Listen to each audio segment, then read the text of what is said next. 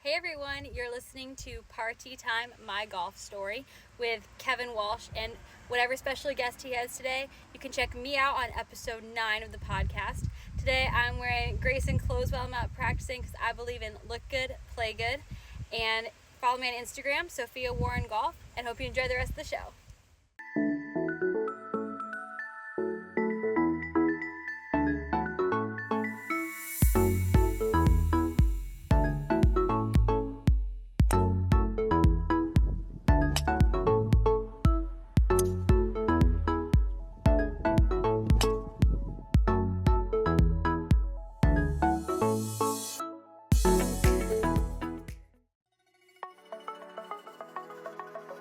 It's Party Time, My Golf Story, brought to you by Party Drinks.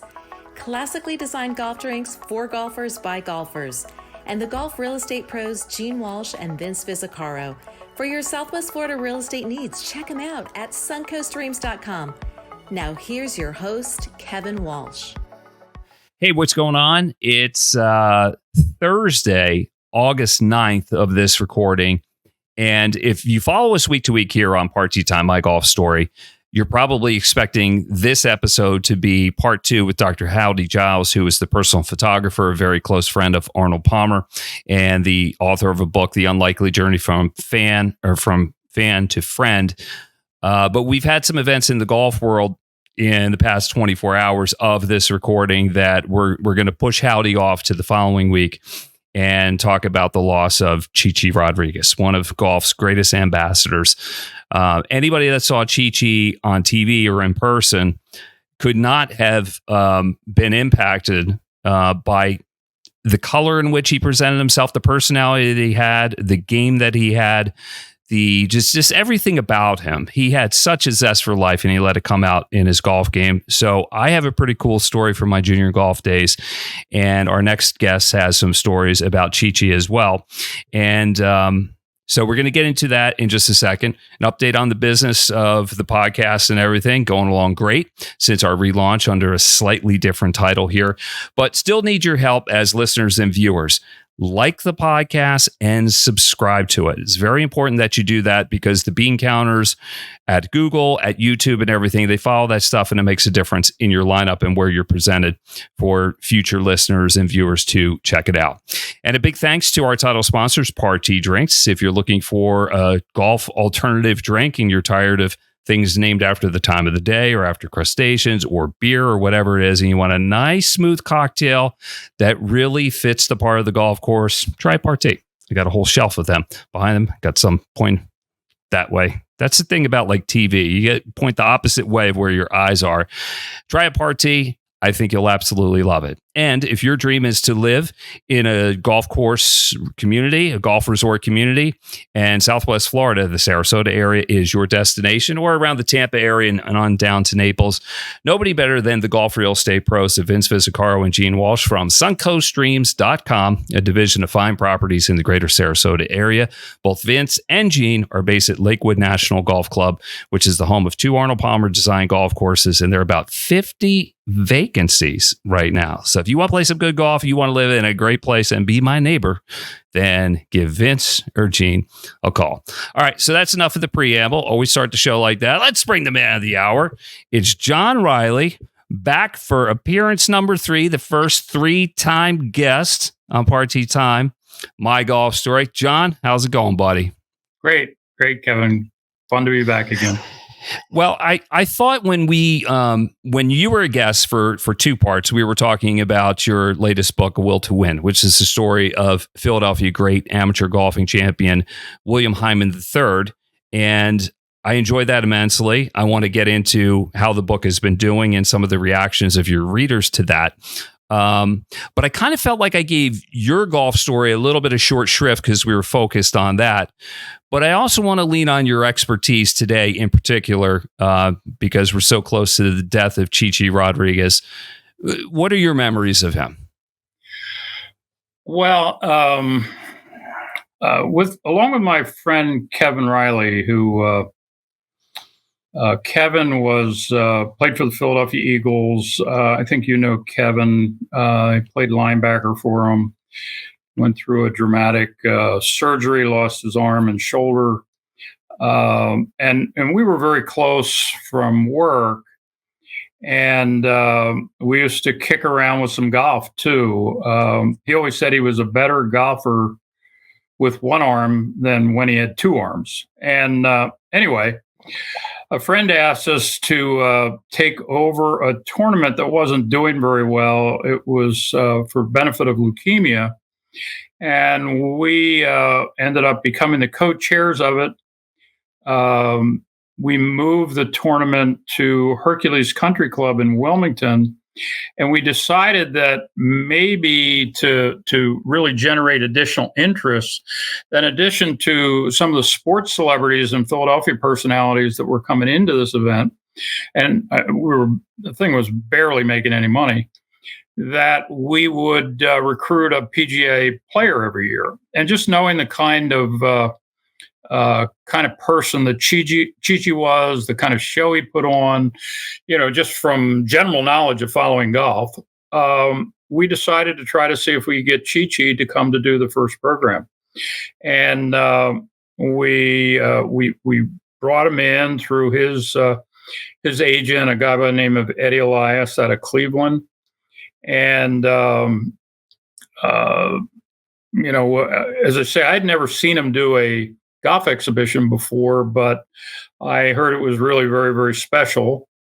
And he was a character. He knew that our guest the following year was going to be Fuzzy Zeller.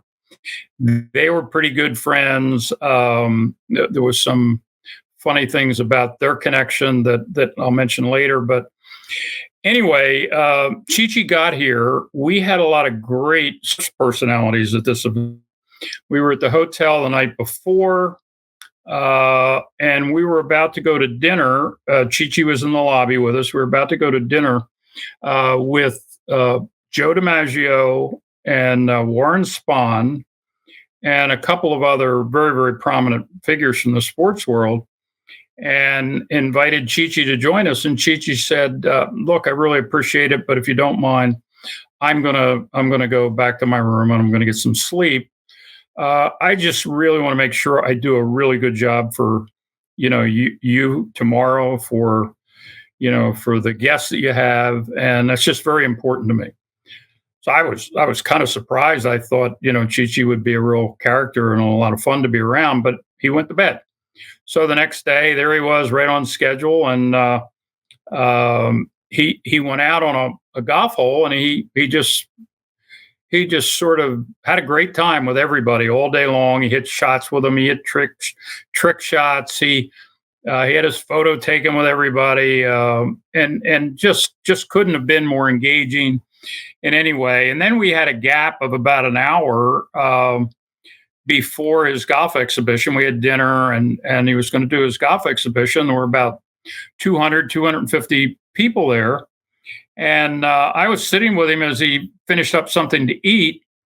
And he was watching this young young girl, probably late teens, maybe 20 years old, with Down syndrome, cleaning off the tables. And he had been watching her for a while. And I said, Chi, it's time for us to go out. Everybody's waiting for you to put on your show. And he says, wait a minute, I'll be right with you. So he goes over to this young girl, and he puts his arm around her. And the next thing I know, she takes her apron off. He takes her by the hand, and he walks her outside in front of 250 people, and he introduces her. And he says, this is my good friend. And I've decided to dedicate my show tonight to this young woman. And, everybody applauds her. She's, she's turning bright red, but the smile never left her face. It was just so amazing what he did. But, I don't know if you ever seen well, you probably did. If he was involved in junior golf, you probably saw his golf exhibition. And he just put on an amazing show. I mean, one of his acts was that he would hit a high fade and then he would hit a fast hook with the goal of having the two balls connect about 250 yards out with a driver. And supposedly he occasionally had those two golf balls hit each other.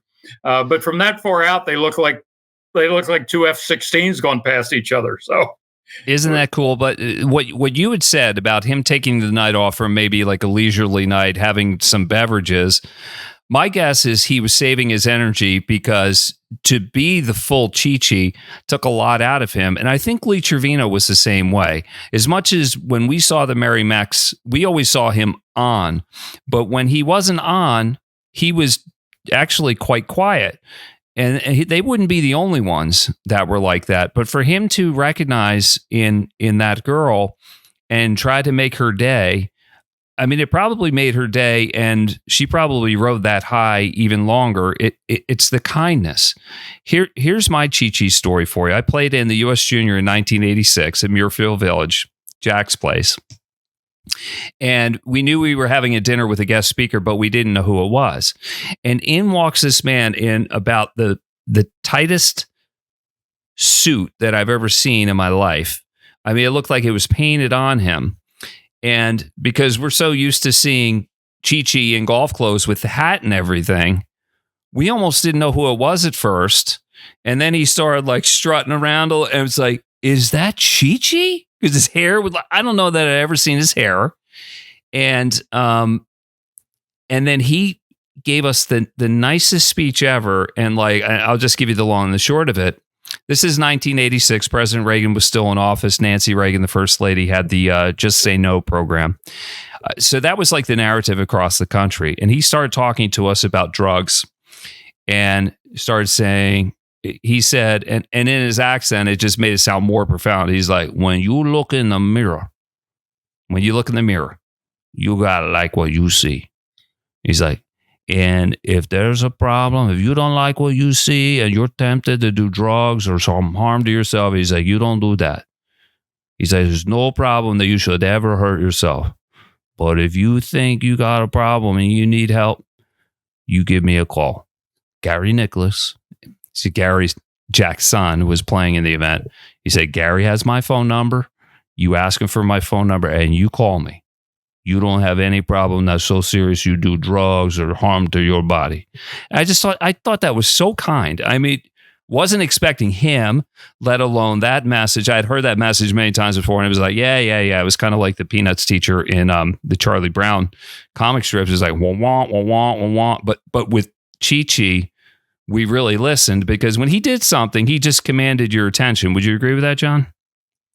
I would agree with that 100%. And he certainly had that just unbelievable charisma.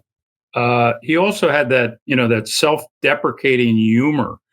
He would tell these stories about, not being able to get into with they seem true, without any rancor or bitterness, that he would show up at, like Augusta National or at a major tournament and they wouldn't let him in.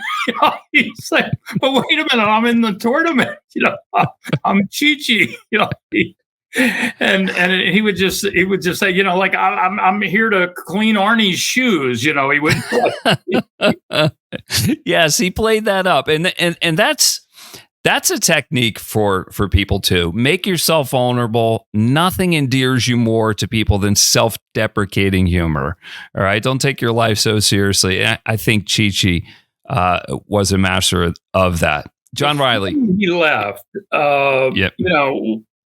At least as a committee, kind of as our whole event, for the longest period of time afterwards, it was just, we'll never top this. This is our first one, and we will never top this. I mean, this guy had everybody in the palm of his hand. So, about 6 months goes by, or longer than that, right? June, 7 months. So we had the event in June. That Christmas, I have a package arrives at the house and addressed to my wife and I, and open up the package. And it is a beautiful cocktail table book of Norman Rockwell paintings. Just this all-American book, just a beautiful thing. and it came with a card, and it was a card from Chi-Chi thanking us, for our kindness and for having him at our tournament the previous year. And I opened up the book. I was looking at it this morning after I heard the news, and I opened up the book, and it was just, his note written across the front of the book, to John and to Sharon, two wonderful people. May God bless you, Chi-Chi Rodriguez. Just like, he's just like, he was the gift that kept on giving. Yes. What a guy. Yes, we'll miss him terribly. One more Chi-Chi story before we move on and get into your story and some of the other stories. So as much as we started the show on a sad note, we're going to be laughing and crying at the end of the show, like in a good way, because John's got some doozies of stories. John Daly, Greg Norman, Jack Nicklaus, and French fries. Might be an Arnold story there. So we're going to bring it all around. But I'll leave you with one more Chi-Chi story. John Reilly, by the way, the author of A Will to Win, is our guest for the third time on Party Time, My Golf Story.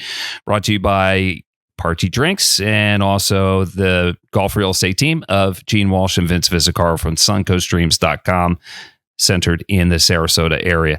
So Chi-Chi was telling this, or somebody told me the story, and it has to be true. It was somebody that was in the know.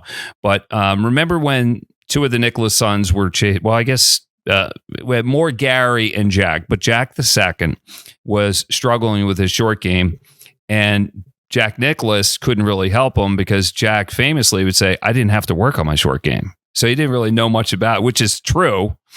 But Chi-Chi was a master. He was probably the master of the short game before Seve Ballesteros came along.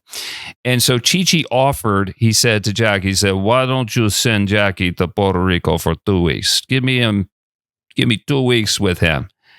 And off Jackie went to Puerto Rico and worked on his short game with Chi-Chi. Can you imagine? Like, hey, just send your son over for 2 weeks. We'll just work everything out. What a gift. He was so generous with everything. So I suppose I'll move on. And but Chi-Chi may come up in the conversation again. The book, John, how's it going? A Will to Win. I read it, loved it. I told you that. I know I'm not the only one.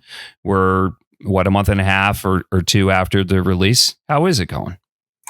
Book is going great. The feedback has been unbelievable. It got off to such a great start with the event in Huntington Valley, and over 200 in attendance. The great Harry Donahue, who is just a fabulous host for things like that, and who led the panel with the great Jay Siegel and Gordon Brewer and Bill Hyman V, who we call King.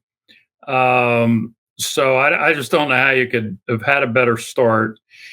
And it has continued from there. I have events coming up that, books as tea gifts, and books at various other events and book signings.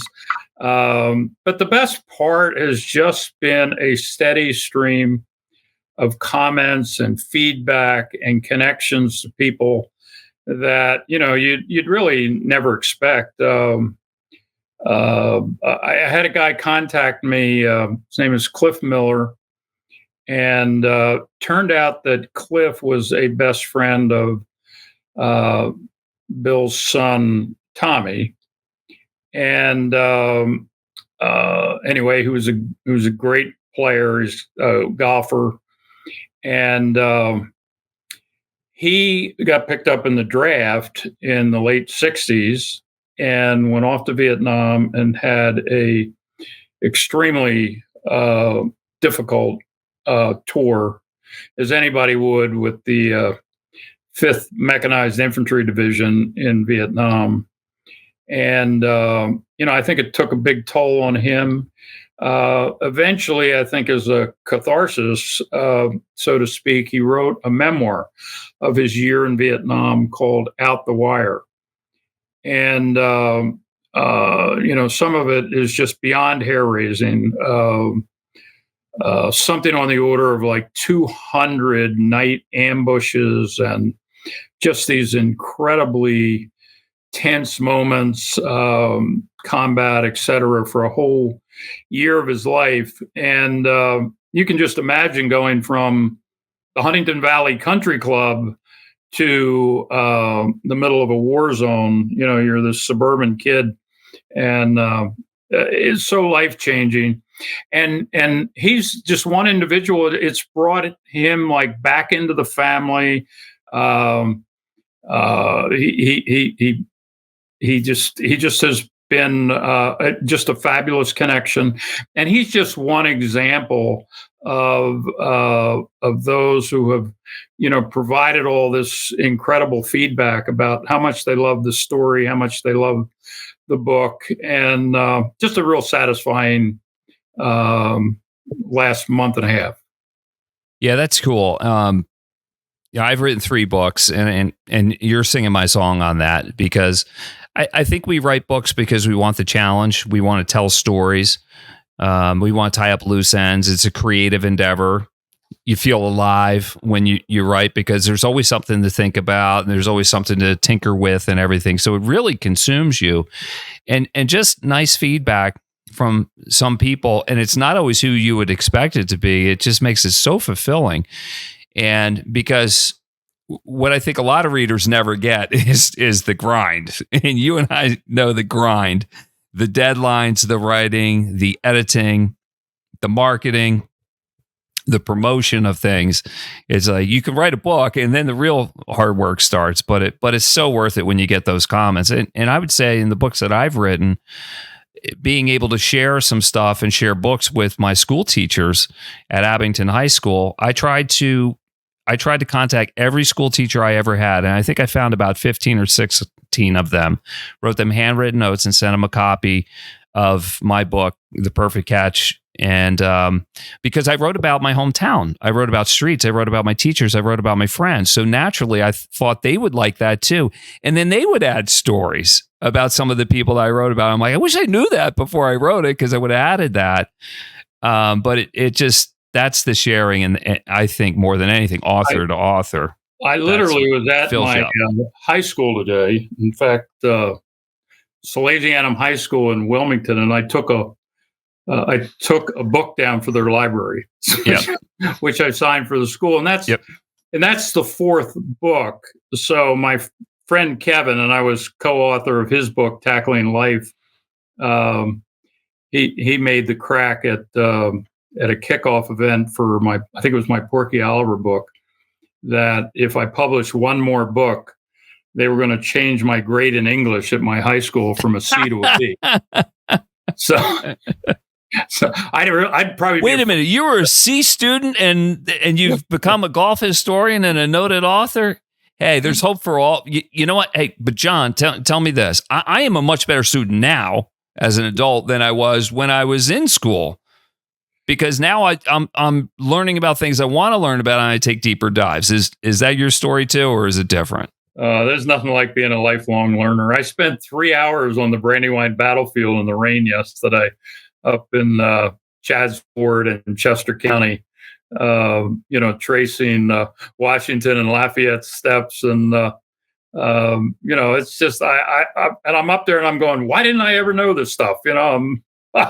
At my age, I should know these things. It's only, 15 miles up the road, the greatest battle in the history of the Revolutionary War. So it's the same way with writing. It's the best way to learn things.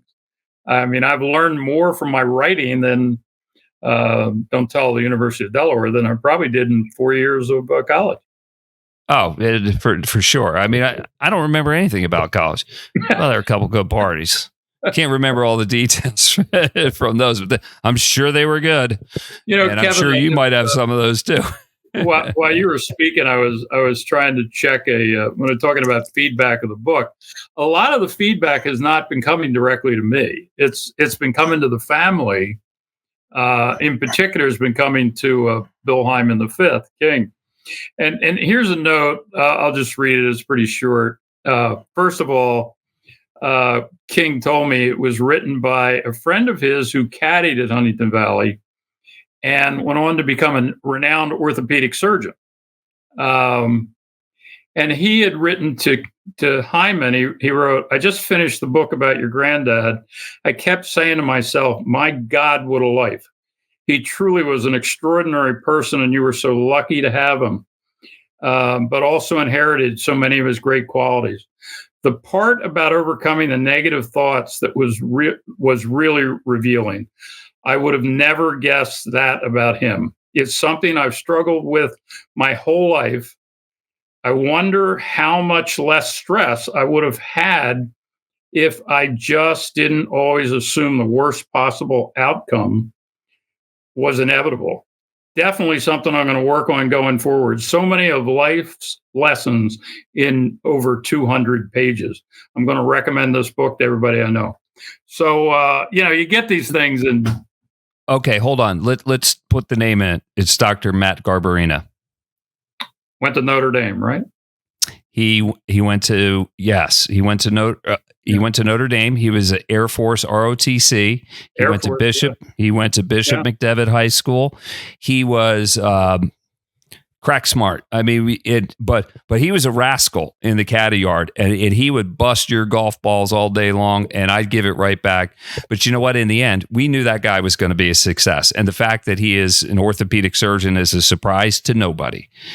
He was that smart. We knew he was on the up and up. He hitched his wagon to the right people at Huntington Valley, but he did it right, and he earned it. Everything he has, he earned it. And that's the beauty of caddying. And what a nice note. It sensed you were getting a little emotional as you were reading that too. It's funny because I didn't know who it was. King just described him. He didn't mention the name. Oh, I just named who it was, and we'll make sure that we send him a link to the podcast so he knows we're talking about. And when I interviewed King about your book, about his grandfather, his name came up too, because we talked about our caddy experiences and like who went on to bigger and better things. I mean, I graduated to a life of mediocrity, and then somebody like Dr. Matt Garbarina fulfilled like everything that we thought he would and became a shining star and has helped so many people along the way. Speaking of caddies, we talked about your caddy experience and how it was kind of the family business with Italians and the Irish in Wilmington back in the day. But as you were an adult and you caddied for some real characters in different events, all of whom we know, and there was just some funny stuff. What's the Fuzzy Zeller story and you caddying for him? Well, that was, to me, it was like a dream come true. So if you look at the golf tour in 1986, Greg Norman was number one in the world. Fuzzy Zeller was top 10. He won 3 times that year, and he had in 84, he had clobbered Norman in the playoff for the U.S. Open at Wingfoot. And I had gotten to know Peter Jacobson a little bit through some corporate outings.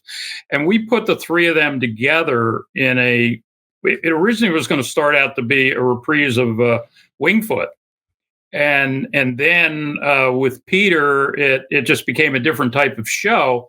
But we decided that with 2 of my other co-chairs, we decided that we would be the caddies, and we kind of drew lots, and I got Fuzzies, and that was an experience. I mean, he is one of the true characters, to ever play the game. In addition to being one heck of a player, I had gone to meet him before this at I think it was at Hilton Head, and both he and Chi-Chi were playing at Hilton Head at the Heritage, and Fuzzy comes over to me and he goes, "Hey, Pard," he called everybody Pard. He said, "I'm looking forward to being there in Wilmington playing your event, but don't expect me to do that shit Chi-Chi does. I can't do that shit Chi-Chi does." But he doesn't have to do Chi-Chi shit. He's got his own shit. So what did he do? Because he parks himself on a golf hole, right? He's hitting shots in with everybody, and they put a porta potty out there. Well, the first thing he does is he scribbles on a sign and he goes over and he plasters it on the front of the porta potty and it says Chi-Chi's condo. He goes over and points to it, has his photograph taken to send it off to Chi-Chi. Chi-Chi's condo. But caddying for Fuzzy in that exhibition. So we were raising money for leukemia, and I forget the exact numbers, but we had I don't know, every birdie was going to add another $2,000 to the pot or $2,500. We did a little auction in the beginning. Well, they make 19 birdies between the three of them. Well, I should say they made 17 birdies and 2 eagles, which obviously we doubled it again for the Eagles. And the golf was spectacular, but it was all, incredibly laid back kind of golf. I mean, it wasn't high pressure. They were just having a good time between the three of them, and the banter back and forth was incredible. I get to the 15th hole, and Fuzzy, I mean, they still, in that last, I would just say this last minute or 30 seconds after they walk up the fairway, they go to that golf ball, they get deadly serious, right? So I put the bag down, which weighed a ton, by the way. And he goes, how far is it? And I said, play at 165. I'd played this hole, 100 times in my life. I said, play at 165. He gets over the ball. I don't know if you remember those mannerisms he has where he sort of bounces the club head behind the ball and kind of sets it past the ball. It's really unusual. Yeah, it's like the ball's off the hosel. It looks like a shank's coming. Yeah. He picks the club up and points it right at me. And there's like a couple thousand people there right behind me, the gallery. And he points it at me and he goes, I will decide how to play it. You just tell me how far it is, and he just whacks the shot. Another hole, he hit a ball up in the rough, and only 3 people went up with us. I went up with him. Obviously, I'm lugging the club, and it's a 600-yard par 5 with a stream about 60 yards in front of the hole. He says, give me the 3-wood. I said, Fuzz, you can't hit it over that stream from here. He said, give me the 3-wood. And I'm looking at the ball down in the rough. And he gets over the ball and just rips this thing out of the rough and throws the club back at me. And he goes, I didn't come here to play safe, Pard. I didn't come here to play safe. That ball lands like a foot over the stream. My gosh. I mean, so good how they could hit the ball. And of course, we got done. We were wearing the Masters, outfits, like the overalls. The coveralls. Yeah, they look great. They feel awful. Yeah, just get in one and go walk 18 holes with 40 pounds on your back. And he autographed my uniform. Hey, John, how far is it? But he walked up on the last green, and he had about a 20-foot putt. He looked at it from every direction, and he says, turns to the gallery, goes, how many think it breaks right? A few people raise their hand. He goes, how many people think it breaks left? And a few more people raise their hand. And he says, how many have no idea? And he raises his hand. He leans right over, he rolls it from 20 feet. It goes dead center. Everybody goes crazy. I'm having a beer with him afterwards, and I said, Fuzz, you would look like an idiot if you didn't make that putt. He says, Pard, when I walked on that green, I saw the line. When I see the line, the ball's going in the hole. I mean, the confidence level, your top 10 player in the world is just off the charts, right? Oh, yeah. Yeah. And social golf, when it seems like they're not even trying, they're almost even better because they're not feeling the pressure. And any touring pro, when they're in their prime, they're going out to any course and they're going to shoot 6-7 under like it's nothing. That's cool. Now, what's the John Daly story? And what's the timing of this? By the way, just one more thing about that Fuzzy and Greg Norman. That night we had dinner at Longwood Gardens, and you know what a place that is. And everybody showed up in suits. And Norman came in a white jacket. And anyway, Peter Jacobson didn't have a jacket, and Norman left early, and he borrowed his jacket. And Fuzzy goes, "Give me that jacket." And he autographs the back of Norman's white sport coat, and he auctioned it off for the crowd. So it's so funny. But Daly was unbelievable. So you know what it was like. What's that? 91 when he won the PGA? 91, yeah. He was the like 8th or 9th alternate because Nick Price, his wife, was having a baby. So John Daly's in. Nobody knew who he was, and then all of a sudden we all knew who he was. Crazy, far crazier than your Pete Oakley story winning the British Senior Open. I mean, just impossible, right? That this guy's going to win it. So he becomes, just instant fame. Yep. Right away, our whole committee, we got to get John Daly. He's the biggest thing in golf. So we get John Daly signed. I don't even remember his agent's name. It was a real character. But anyway, we get John Daly signed. And he had that girlfriend who becomes pregnant, right? And turns out that the due date is the date of a tournament. And, I don't think that relationship lasted very long. I don't even think they ever got married. But well, there have been a few, and it's all documented in his book, and he goes into exquisite detail. So I'm back and forth on the phone with the agent that night, and he's going, "Well, she hasn't had the baby yet, and he said he's not coming if she doesn't have the baby." I said, "We got hundreds of people coming tomorrow to see John Daly. What do you mean he's not coming?" So we're back and forth. So next morning, I learned she's had the baby, and I get on the phone with the guy who says, "Well, he's scared to death of flying. He doesn't want to fly." And this is like the morning of the event. So it just got crazy. Finally, he calls me back about 9:00, and he said, he's on a plane. We got him on a plane. And I don't know what we're going to do. It's coming into Philadelphia. So one of the guys on the committee says, one of the guys on the committee ran the River and Bay Authority, and he had his own police force. So he said, I'll get a cop car. We'll go up there to the airport and get him. So we hop in the cop car to go up to Philadelphia to get John Daly. Out he comes, and I mean, he just looks awful. Even worse than John Daly normally looks, right? The hair and the no sleep and everything. And hi, I'm John Daly, and he gets in the car, and I'm going, this is going to be awful. And he gets in the car, and we pull away from the Philadelphia airport, and we're already, a couple hours late for the event. And he goes, "Hey, you guys have got to drive me straight to a McDonald's.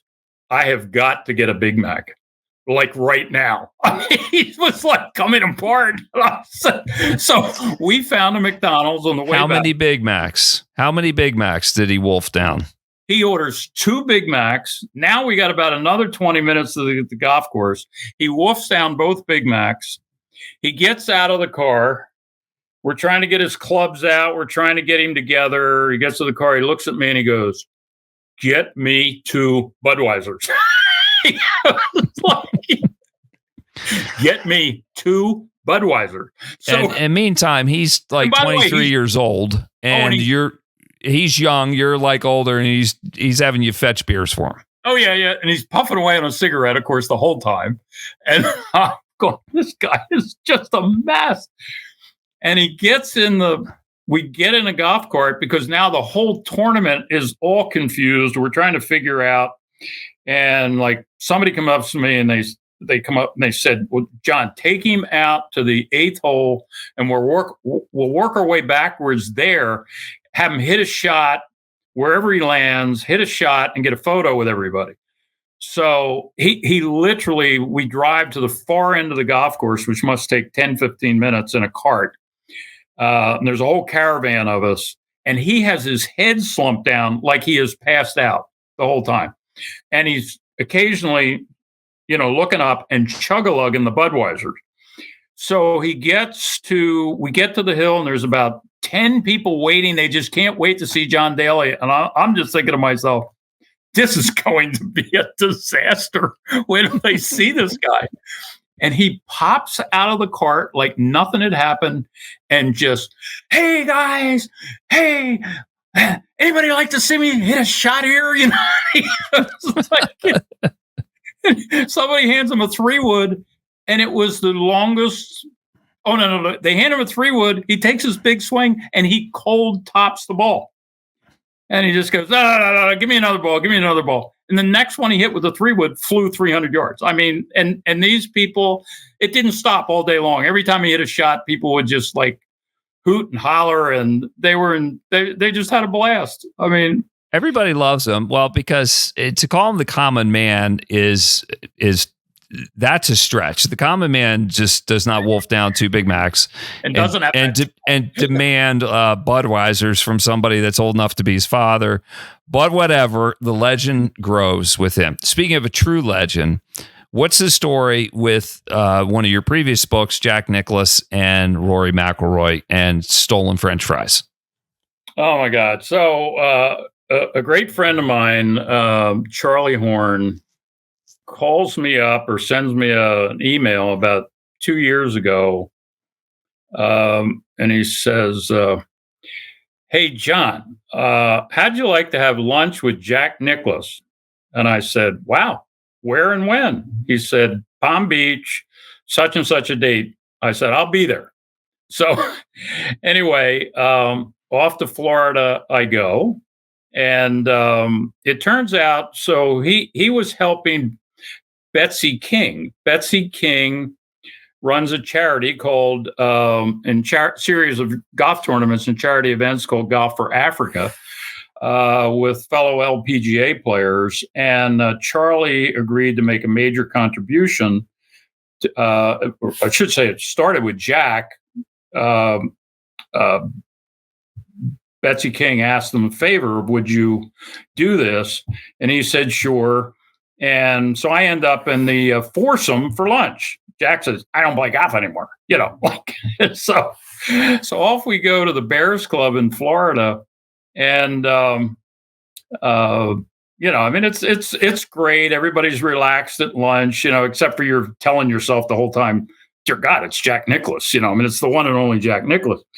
And he's asking questions about Porky Oliver because I just read the book. You know, he says, yeah, I remember Porky. I didn't really know him, but, you know, I mean, I was a kid at the time, but, you know, he's a pretty big name and everything.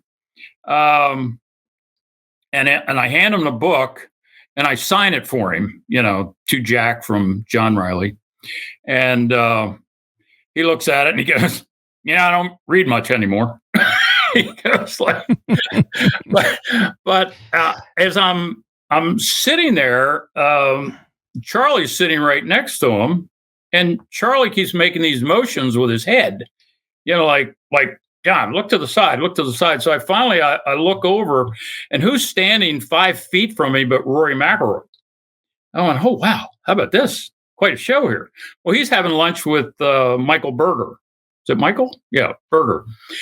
And anyway, I said, Jack, do you think Rory would like a book? And he goes, Daniel Berger. Daniel Berger, that's right. Daniel Berger, yeah. He's had a couple tough years. So yeah. Oh, yes. Yeah, back props. Other so things. Anyway, Jack goes, hey, Rory, John Reilly from Wilmington wants to show you something. So Rory, I'm a perfect gentleman. You know, he gets up from the table and he goes, John, nice to meet you. I'm coming to Wilmington this year. And what do you have here? You know, and I hand him the book. He's going, yeah. He says, I'm going to read this. This looks great. I'm going to read this.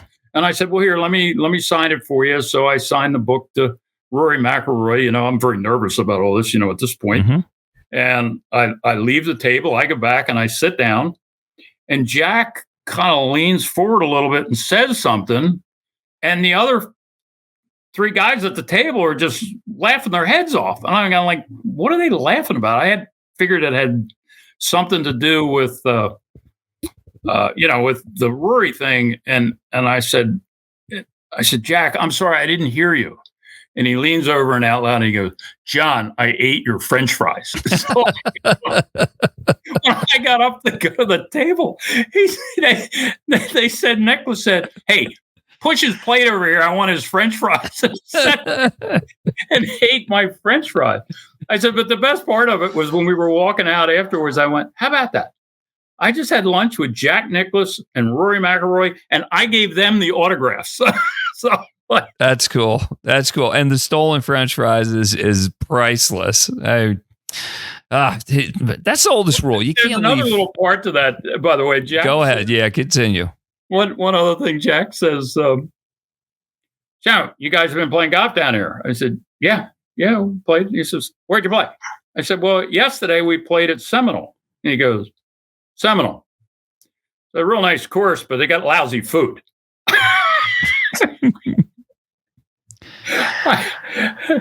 Can't have it all. I mean, you have everything else there. I mean, you've got the course, you've got the history, you got the views there, and the food. It shouldn't be that way. It's everything should be perfect. You know what I mean? Well, I had lunch there the day before. It was terrific. So I'm going to Jack, lunch was pretty good, actually. Jack has high standards, and maybe in French fries, he knew the French fries at his place, the Bears Club, were so good. So when you turned your head, he couldn't resist. So he just helped himself.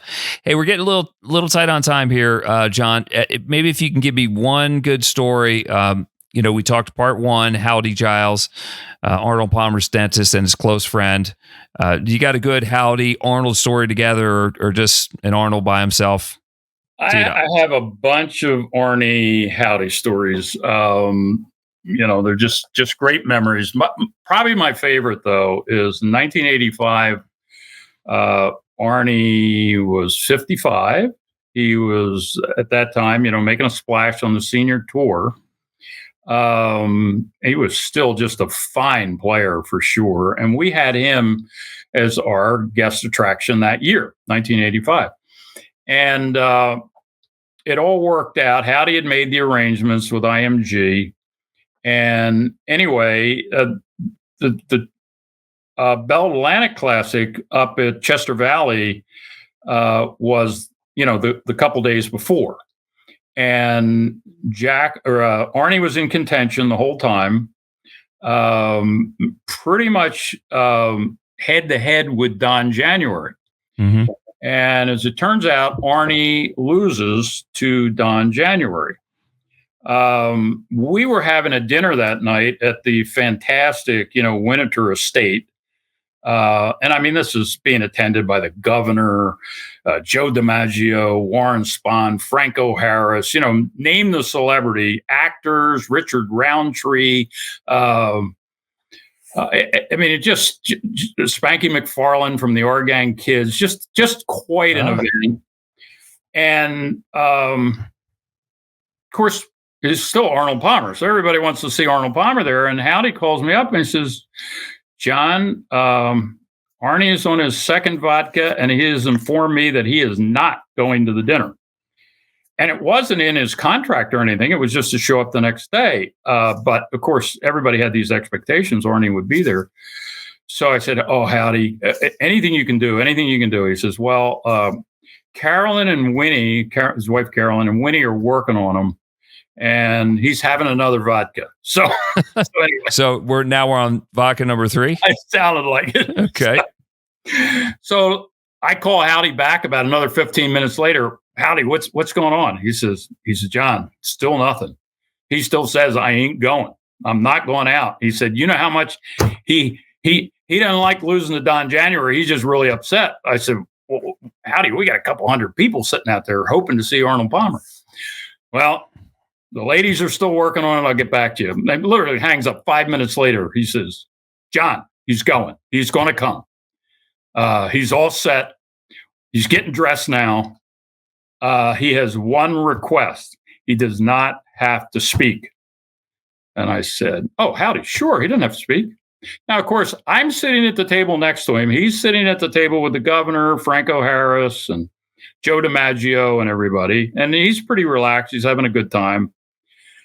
I got about 10 people who walked up to me and said, "When's Arnie going to talk? When's Arnie going to say something?" So I'm feeling the pressure. So I finally walk over to the table, just as friendly as could be. Everybody having a nice time. Arnie, how you doing tonight? Winnie, how you doing? So I said, Arnie, how about you get up and say a couple words? How was that received? And Arnie this is the great Arnold Palmer. He just goes, howdy. You told me I wasn't going to have to talk. And Winnie shoves an elbow into his side and says, Arnie, get up. The people want to hear from you. Mm-hmm. He just gets up and he goes, and he was great. He got over to the microphone. He was fine. But that look he threw howdy and said, howdy, you told me I was not going to have to talk. Well, what are you going to do? You got to satisfy the people. He was a man of the people. He's legendary for saying, these people didn't come to see me lay up. Of course he's going to get up. And he probably said something really nice too, didn't he? He was great. Yeah, he was fine. John, I could talk to you all day. I kept you longer like I did the first two episodes. Listen, man, thanks for all you do. Thanks for the memories and the good stories. You're always welcome to come back to talk about A Will to Win. Congratulations on that book. I loved it. I can't recommend it enough for everybody else. And maybe there's a fifth book in you. Who knows? Thank you, Kevin. Yep. Yeah. And then when that time comes, then you just come on back. All right. So we'll call it a day with John Reilly, the author of A Will to Win. It's available. It's been streaming across the bottom of the screen throughout our conversation here. awilltowin.com. That's where you go get it, and it'll be well worth your time, and it's a good gift for everybody else. So for John Reilly, I'm Kevin Walsh. Big thanks to our title sponsors, Party Drinks. If you're looking for a good golf alternative, Party is for you. And also a big thanks to the Golf Real Estate Pros, Gene Walsh and Vince Visicaro, suncoastdreams.com, a division of fine properties in the Sarasota area. If your dream's to live on a golf course, talk to Vince, talk to Gene. They'll get you all set up, and then you and I will tee it up. John, you got to come down to Florida, play some golf with me, all right? Look forward to it. All right, sounds good. For John Reilly, I'm Kevin Walsh. We'll see you again next time on Party Time, My Golf Story. See ya.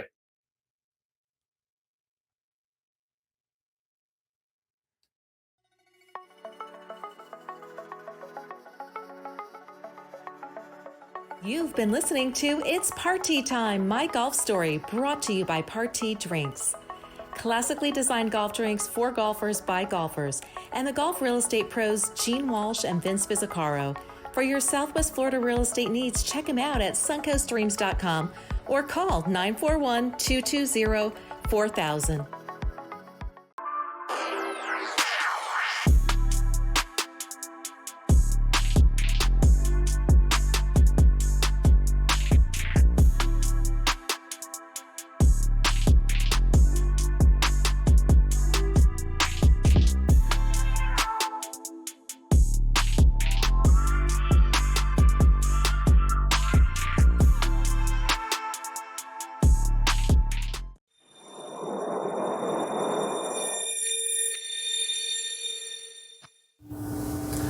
This is Vince Visicaro and Gene Walsh with the suncoastdreams.com real estate team at Fine Properties. We've helped hundreds of families find their dream homes in golf and resort communities in Lakewood Ranch, Bradenton, Sarasota, Parrish, Venice, and the surrounding areas.